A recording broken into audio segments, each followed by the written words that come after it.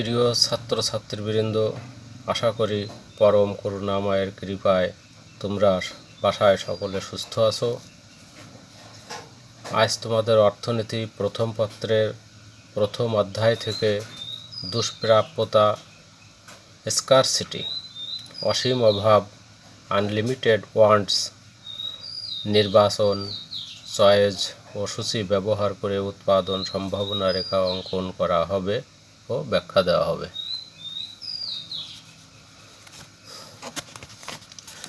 প্রথমে আমাদের আলোচনা করা যাক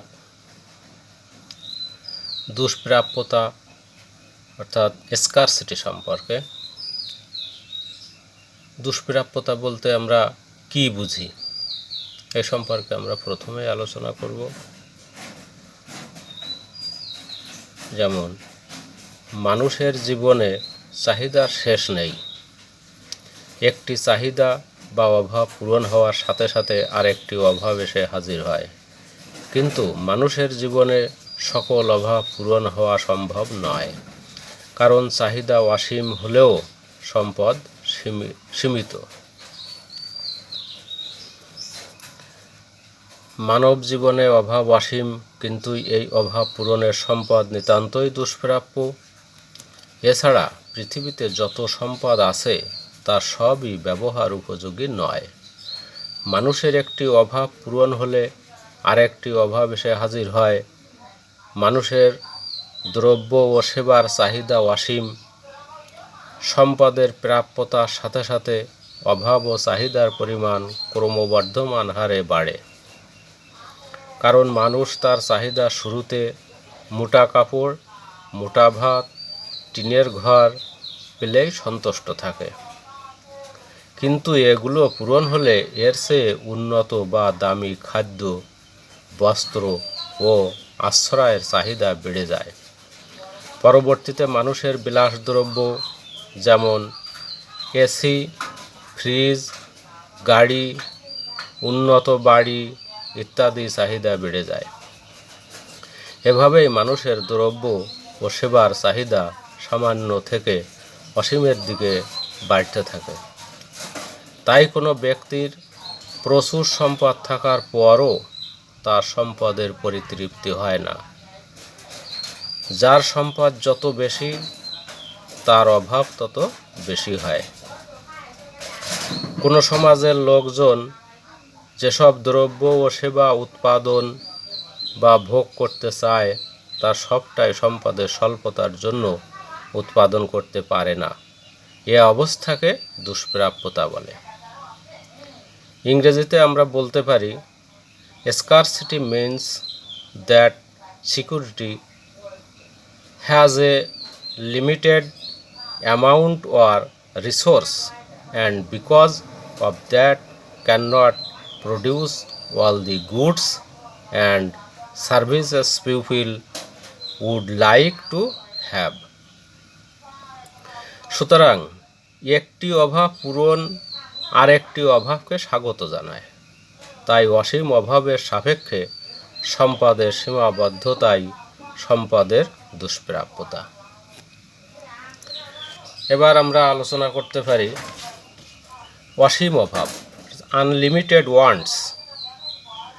আমাদের জীবনে যার সম্পদ যত কম তার অভাব তত কম, কারণ একজন দিনমজুরের অভাব হলো দিনে 3 বেলা খাবারের অভাব, কিন্তু ঢাকা শহরে একজন বাড়ির মালিকের অভাব হলো আরেকটি বাড়ি করার স্বপ্ন। মানুষের জীবনে অভাব অসীম, কারণ মানুষ তার চাহিদা শুরুতে মোটা কাপড়, মোটা ভাত, টিনের ঘর পেলেই সন্তুষ্ট থাকে, কিন্তু এগুলো পূরণ হলে এর চেয়ে উন্নত বা দামি খাদ্য, বস্ত্র ও আশ্রয়ের চাহিদা বেড়ে যায়। এর পরবর্তীতে মানুষের বিলাসদ্রব্য যেমন এসি, ফ্রিজ, গাড়ি, উন্নত বাড়ি ইত্যাদির চাহিদা বেড়ে যায়। এরপর মানুষের চাহিদা শেষ হয় না, কারণ এত কিছুর পরও মানুষের সামনে হাজির হয় মান সম্মানের অভাব, এভাবেই মানুষের দ্রব্য, সেবা ও মান সম্মানের চাহিদা সামান্য থেকে অসীমের দিকে ধাবিত হতে থাকে। তাই কোনো ব্যক্তির প্রচুর সম্পদ থাকার পরও তার সম্পদের পরিতৃপ্তি হয় না। যার সম্পদ যত বেশি তার অভাব তত বেশি হয়। এভাবেই মানুষের কাছে সম্পদের সাপেক্ষ অভাব অসীম হয়। তাই অসীম চাহিদার সাপেক্ষে সম্পদের সীমাবদ্ধতাকে অসীম অভাব বলে। সুতরাং মানুষ তার জীবনে অসীম অভাব বা চাহিদা পূরণের নিমিত্তে সীমাবদ্ধ সম্পদের পিছনে হন্যে হয়ে ছোটে। এখন আমরা আলোচনা করব নির্বাচন বা চয়েস। মানুষের দ্রব্য ও সেবার চাহিদা অসীম, কিন্তু এ অসীম চাহিদা পূরণের জন্য যে পরিমাণ অর্থ বা সম্পদের প্রয়োজন সে পরিমাণ অর্থ বা সম্পদ আমাদের নেই। তাই আমরা আমাদের প্রয়োজনীয় চাহিদা পূরণ করতে পারি না। তবে অভাবের তীব্রতা সাপেক্ষে সীমিত সম্পদের বিকল্প ব্যবহার করার মাধ্যমে আমরা তুলনামূলকভাবে বেশি অভাব পূরণ করতে পারি।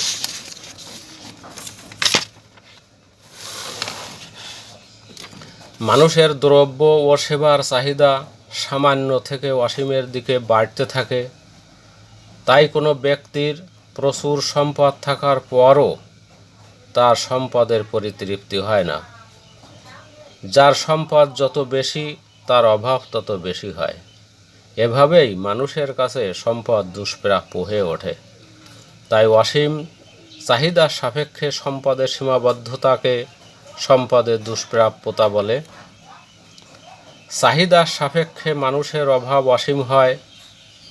এই অসীম অভাবকে সামাল দিতে মানুষকে নির্বাচন ও বাছাই সমস্যায় পড়তে হয়। এক্ষেত্রে মানুষ সীমাবদ্ধ সম্পদের সাহায্যে তুলনামূলকভাবে বেশি অভাব পূরণের চেষ্টা করে। এক্ষেত্রে মানুষ সীমাবদ্ধ সম্পদের সাহায্যে তুলনামূলকভাবে বেশি অভাব পূরণের ক্ষেত্রে দুভাবে নির্বাচন করে থাকে। প্রথমত, সমাজে অনেক অভাবের মধ্যে কোন অভাবটি বেশি তীব্রতর তা নির্বাচন বা বাছাই করতে হয়। দ্বিতীয়ত, উৎপাদনের কোন উপকরণটি ব্যবহার করলে তুলনামূলকভাবে কম খরচে বেশি অভাব পূরণ করা সম্ভব সেই উপকরণ নির্বাচন করতে হয়। যেমন, একজন কৃষক তার একখণ্ড জমিতে ধান অথবা গম উৎপাদন করতে পারে। গম উৎপাদন করলে ধান উৎপাদন করতে পারবে না এবং ধান উৎপাদন করলে গম উৎপাদন করতে পারবে না। এক্ষেত্রে তাকে তার প্রয়োজনীয় তীব্রতার, যেমন ধান বা গম, এর উপর সিদ্ধান্ত নিতে হবে। অর্থাৎ যে দ্রব্য সমাজে বেশি প্রয়োজন এবং উৎপাদন তুলনামূলকভাবে সহজ সে দ্রব্যটি উৎপাদন করতে হবে। অতএব সমাজে বিদ্যমান সম্পদ বা উৎপাদনের উপকরণ সাপেক্ষে বেশি প্রয়োজনীয় দ্রব্যটি, যেমন ধান ও গম, উৎপাদন করাই নির্বাচন। সুতরাং নির্বাচনের মাধ্যমে মানুষ বিদ্যমান সম্পদ সাপেক্ষে সমাজে সর্বাধিক প্রয়োজন মেটানোর প্রচেষ্টা অব্যাহত রাখে। এখন আমরা চিত্রে দেখা যাচ্ছে যে এই যে চিত্রটা, অর্থাৎ সূচি আর এখানে একটা চিত্র। তা এইটি হচ্ছে আমাদের একটি সূচির সাহায্যে উৎপাদন সম্ভাবনা রেখা অঙ্কন করতে হবে। এই সূচিটাকে আমরা দেখতে পাচ্ছি যে প্রথমে হচ্ছে উৎপাদন সংমিশ্রণ। উৎপাদন সংমিশ্রণের ভিতরে কি কি আছে? এ, বি, সি, ডি ও ই। এখন টেলিভিশন আমরা উৎপাদন দেখাবো।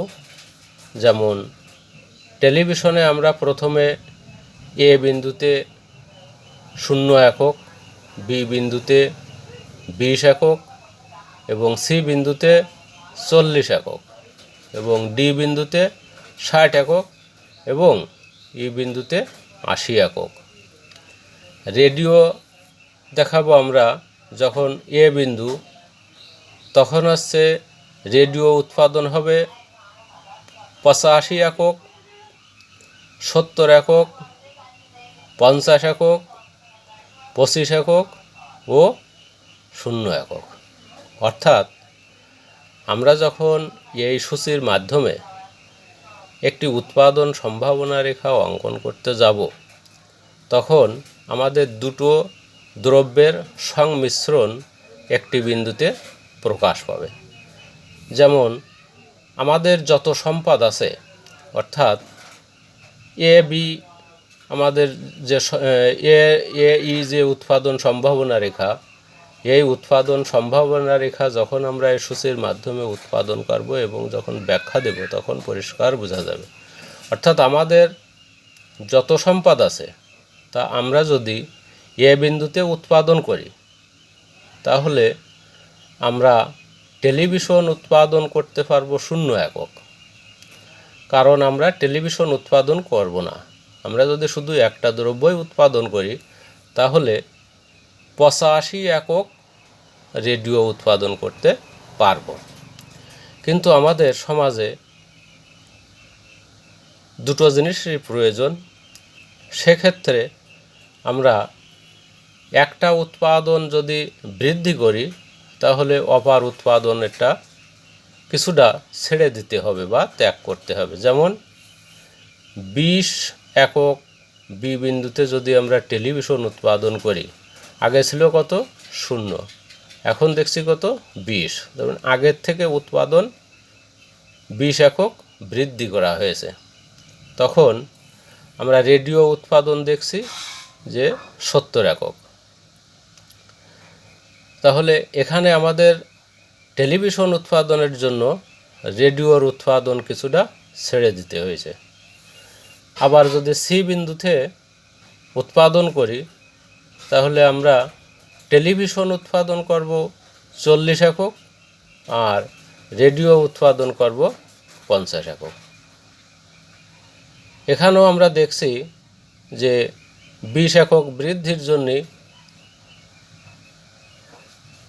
20 একক রেডিও উৎপাদন ছেড়ে দিতে হয়েছে।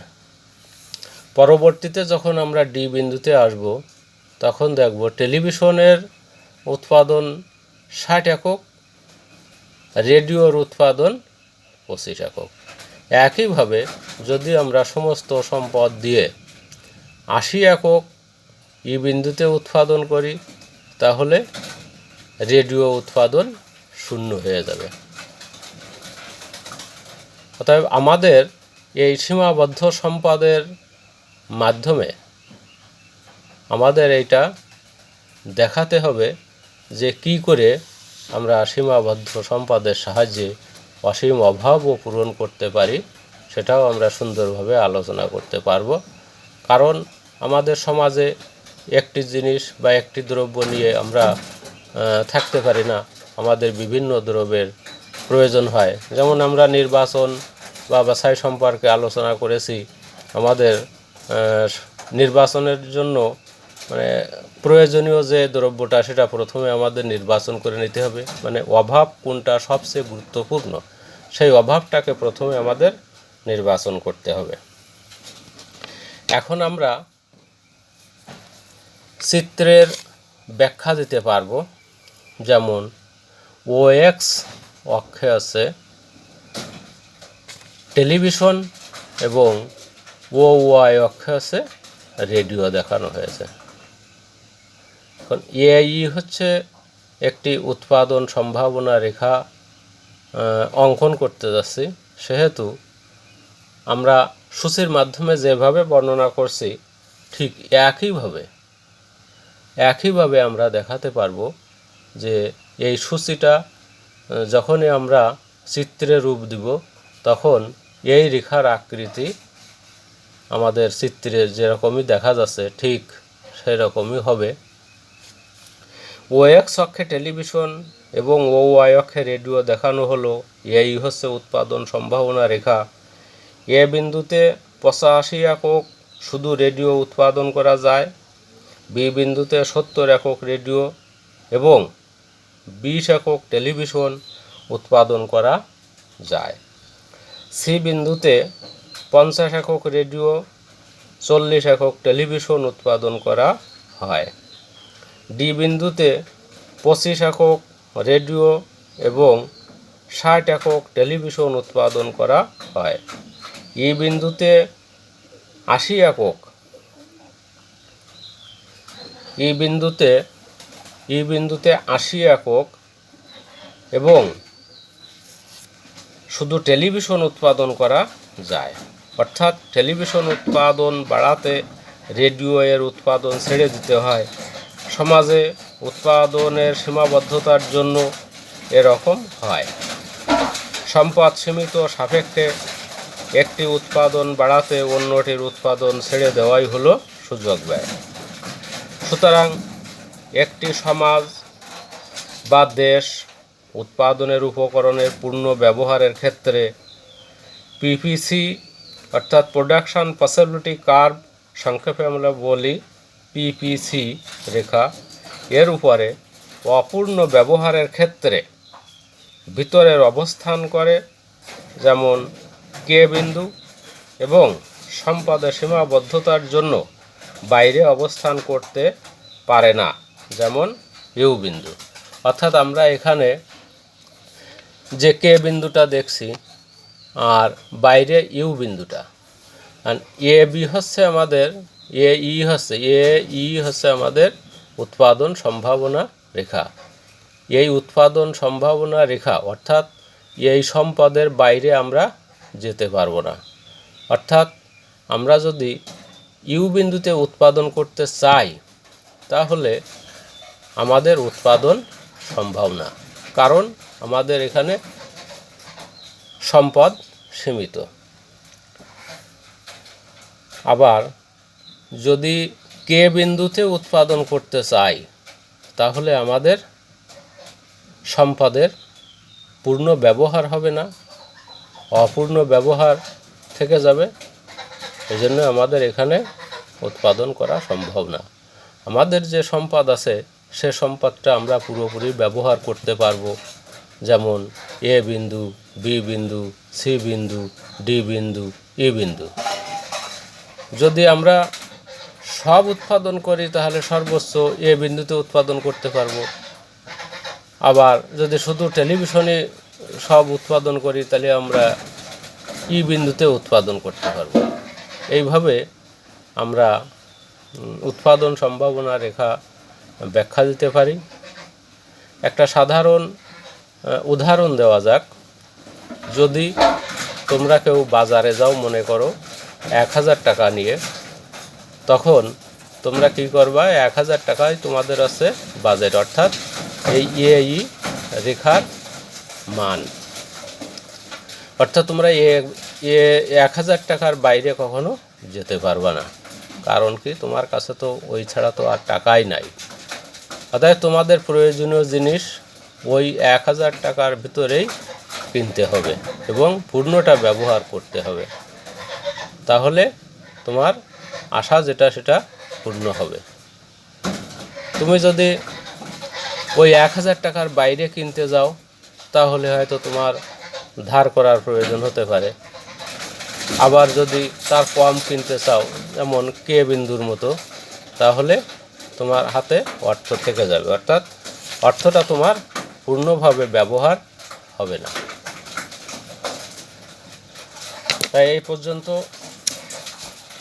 আমরা আলোচনা শেষ করা যাক। তোমাদের সকলকে ধন্যবাদ। পরম করুণাময়ের নিকট তোমাদের সুস্থতা ও দীর্ঘায়ু কামনা করে শেষ করলাম। পরবর্তী ক্লাসে আবার দেখা হবে।